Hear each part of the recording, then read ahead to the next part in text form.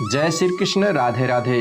दोस्तों, हिंदू धर्म में सभी पौधों में से तुलसी को पौधे को खास मान्यता दी गई है। यहाँ हर घर में तुलसी का पौधा जरूर होता है। इस पौधे में साक्षात भगवान विष्णु और लक्ष्मी का वास होता है। भगवान विष्णु तुलसी पत्र के बिना किसी भी प्रकार का भोग स्वीकार नहीं करते हैं।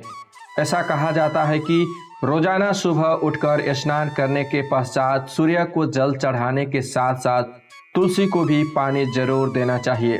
तुलसी को विष्णु प्रिय भी कहा जाता है, इसीलिए जो मनुष्य तुलसी को पूजा करता है वह कभी दरिद्र नहीं रहता, उसकी कभी दुर्गति नहीं होती। तुलसी कई औषधीय और धार्मिक गुणों से भरपूर मानी गई है। इतना ही नहीं, तुलसी को सबसे पवित्र और शुभ माना जाता है। तुलसी को मात्र जल देने से क्या फल मिलता है, आइए जानते हैं। दोस्तों, वीडियो को लाइक और चैनल सब्सक्राइब जरूर कर दीजिएगा। दोस्तों, अत्रि मुनि के नाम तो सुना ही होगा। अत्रि मुनि देवी अनुसुईया के पति थे। अत्रि मुनि प्रातः काल उठकर अपना नित्य कर्म करने के प्रत्येक दिन कुटिया में रहे तुलसी को जल देते थे, क्योंकि वो एक महान ऋषि थे। उसके लिए सवेरे उठना, तुलसी को जल देना कोई मुश्किल काम नहीं था। एक दिन देवी अनुसुईया पति अत्रि मुनि से पूछती है, हे स्वामी, आप तो एक महान ऋषि है, फिर भी आप इस तुलसी के पौधे की पूजा क्यों करते हैं? इसे नित्य जल क्यों चढ़ाते हैं? मैं इस पौधे को जल चढ़ाने का महत्व जानना चाहता हूँ। तब अत्रि मुनि कहते हैं, हे देवी अनुसुईया, तुलसी साक्षात लक्ष्मी का ही रूप है। इसकी नित्य पूजा करने के बहुत सारे फायदे हैं। इसे जल चढ़ाने मात्र से मनुष्य के बहुत सारे दुख कष्ट नष्ट हो जाते हैं।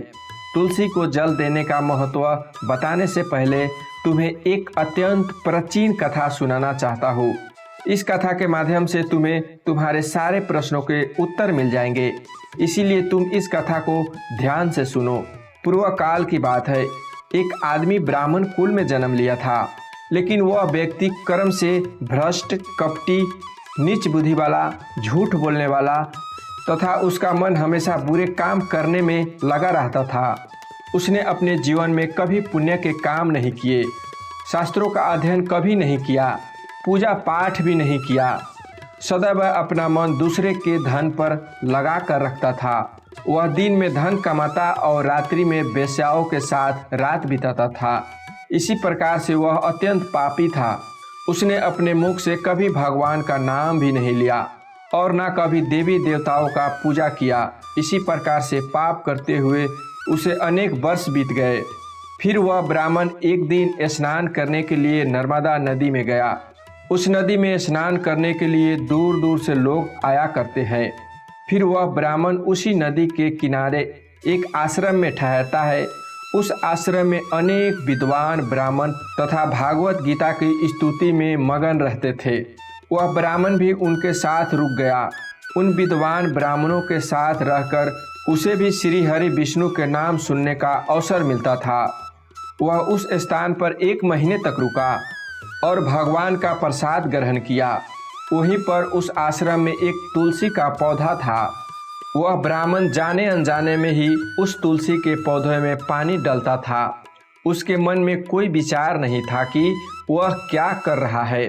वह रोज सुबह उठकर पात्र में पानी लेकर तुलसी के पौधे में पानी डालता रहता था। फिर कुछ दिन बाद उस ब्राह्मण को मृत्यु हो गई। मृत्यु के बाद यमदूत उसे यमलोक ले गए। यमलोक में यमराज उस ब्राह्मण के पुण्य और पाप कर्मों का लेखा जोखा किया तो वह अपने जीवन में बहुत ही पाप किया था। इसी कारण उसे नरक में डालने के आदेश दिया। फिर वह ब्राह्मण जोर जोर से विलाप करने लगा और उन दूतों से क्षमा याचना करने लगा, किंतु यम के दूतों को उस पर जरा सी भी दया नहीं आई और वे उसे पीटते हुए नरक में ले गए। और भयंकर नरक में खौलते हुए तेल के बड़े बड़े घड़े थे, जिससे नीचे भयंकर अग्नि धधक रही थी।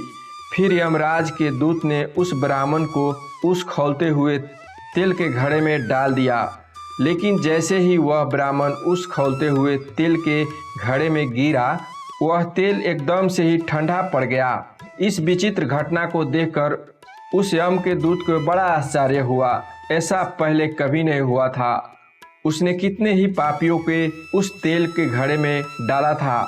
वो सभी उस खौलते तेल में गिरकर छटपटाने लगते थे, लेकिन जैसे ही वह ब्राह्मण गिरा, वह तेल अचानक से शांत और शीतल हो गया। इस आश्चर्य को देखते ही वह यमदूत तीव्र गति से दौड़ता हुआ यमराज के पास पहुंचा। यमराज ने पूछा, हे दूत, क्या बात है? इतनी तीव्र गति से दौड़ते हुए क्यों आ रहे हो? फिर वह दूत कहता है, हे यमराज, आपने जिस ब्राह्मण को नरक में डालने के लिए कहा था, जैसे ही हमने उसे नरक में डाल दिया, नरक की अग्नि बुझ गई और वह खौलता हुआ तेल भी ठंडा पड़ गया। फिर यमराज कहता है, हे दूत, यह तो बड़ी ही विचित्र घटना है, ऐसा तो पहले कभी नहीं हुआ। यमराज विचार कर रहे होते हैं, तभी उस स्थान पर देवर्षि नारद पधारते हैं। देवर्षि नारद को देखकर यमराज अत्यंत प्रसन्न होते हैं और उन्हें प्रणाम करके उनका स्वागत करते हैं। फिर यमराज नारद जी से कहते हैं, हे देवर्षि, आप उचित समय पर आए हैं। हमने आज एक अत्यंत पापी ब्राह्मणों का नरक में गिराया है, किंतु उसके गिरते ही नरक की अग्नि ठंडी पड़ चुकी है और खौलता हुआ तेल भी शीतल बन गया है। तब देवर्षि नारद यमराज से कहने लगते हैं, हे यमराज, आपने जिस ब्राह्मण को नरक में डाला है, वह नरक में डालने योग्य नहीं है, क्योंकि इस ब्राह्मण के द्वारा अनजाने में ही ऐसा कर्म हो गया है जो नरक का नाश करने वाला है।